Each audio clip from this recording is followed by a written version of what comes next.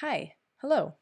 My name is Michelle Horsley, and this is a workshop video titled New Heartbeats, A Worldly Approach to Congregational Rhythm.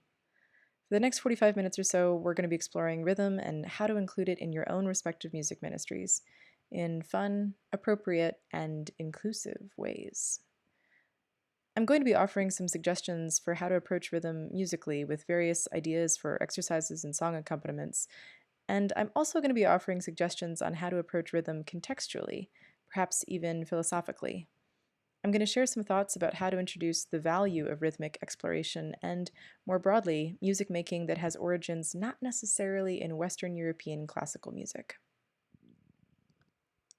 I am an organist and a choir director, as I assume many of you are as well. I work as the music director of a church in Hartford. I lead a separate RSCM choir program for children and youth, and I also do a lot of work with the American Guild of Organists, as I'm currently the dean of the Hartford chapter. So I'm around a lot of Bach, Handel, Britten, Vaughan Williams, Saint-Saëns, Buxtehude, Alain, Reger, and Mendelssohn. My desk always has a fat stack of English psalm settings, Paul Mantz chorale preludes, hymn descants on Samuel Wesley tunes, and the like. These are known entities, right? To many of you, these names are very familiar, and I imagine your desks probably look a lot like mine. The degrees I got to do what I do are degrees in organ performance and in sacred music, two tracks that focused a lot on mostly Western European white people music. All of my courses, from oral training to music theory to pedagogy and orchestration and analysis, they were all created to teach the musical principles established by mostly white, Western European, male composers of the 18th century. Now, what was the elective class among all of these? World music. Literally the study of all the other music in the world. So it should be no surprise that many of us have come to these topics without a very solid knowledge base, and maybe for that reason are less inclined to explore them. I often share this website not only because it's just so much fun to poke around, but because it's a really necessary and humbling reminder that there are so many different kinds of music on this planet. This is everynoise.com, a collection of every known genre label. And when you click each one, it'll play about 10 seconds of that music. Everything from drum funk, indie catracho, Punjabi pop, cumbia uruguaya, Norwegian gospel, starogradska, Balinese traditional. This is the world that we live in. And, of course, classical music is in there too. So as we talk about rhythm from non-white music traditions, and more broadly, as we continue in the church, having conversations about what it means to really value diversity on a number of fronts, and expanding our vision for what sacred music can be, I think it's important to kind of look at that as well, and perhaps first. If our understanding of sacred music applies to the music of Thomas Tallis, but not that of South African freedom songs, for example, then maybe this is a good time to examine that and think about why.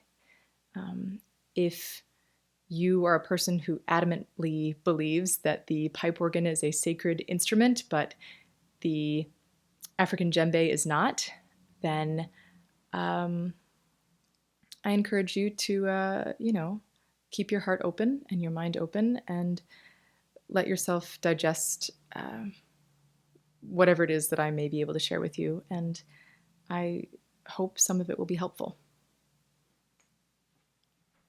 You may have also noticed by now that I am white. I'm speaking on this topic from a place of privilege, knowing that the cultures from which these musical styles and instruments come from are not of my ancestors. Much like white jazz musicians have to acknowledge the roots of the music they play, I also recognize this truth. I have found deep meaning and great joy in sharing this music with many churches I've served over many years, especially mostly white congregations. So later on in this video, I'll be sharing some clips from authentic ensembles from these other cultures where these kinds of musical styles and instruments have some of their roots. Even though we can only really dream of playing at those kinds of levels of skill, I believe that we can still make fun, tasteful music respectfully, inspired by them. And I hope you dig further and check them out. So at the beginning of this, you saw a video of me and other Michelles playing some instruments that I own. You can certainly do a lot with clapping and snapping and toe tapping, but it's also really great if you can invest in a few instruments. So let's talk about accessibility and cost. This is a conga drum. I bought it for about 25 bucks in a flea market in New Haven. Here is a Darbuka Doumbek style drum that I got for 20 bucks in an antique store in Rhode Island. This is a djembe that I'm borrowing from the church. You can find them for about 30 to 50 bucks in music stores or online.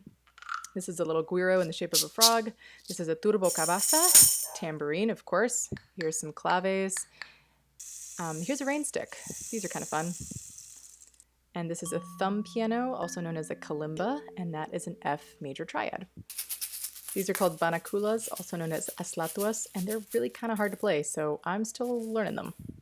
Many of those smaller instruments you can get from between 5 bucks and 20 bucks each. So basically with about $200, you can start a rhythm ensemble. These instruments are not hard to play, and some can obviously be played without any experience at all.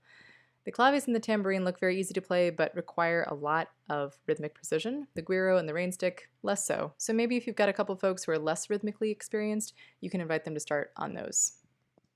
How to start a rhythm ensemble. Chances are that in your place of worship, in your respective congregations, there are folks who might be rhythmically inclined or at least interested, and maybe they're not singing in your choir for any number of reasons. Maybe they can't make the weekly commitment, or they, it's not the right environment for them, or maybe singing just isn't their thing. You may also, like everybody else, receive or give complaints about the music ministry in your parish, or music limitations in your church, that certain genres aren't done enough, or that some things are done in a way that you don't like, or whatever. But I'm going to guess that one of those complaints is not that there isn't enough white people music.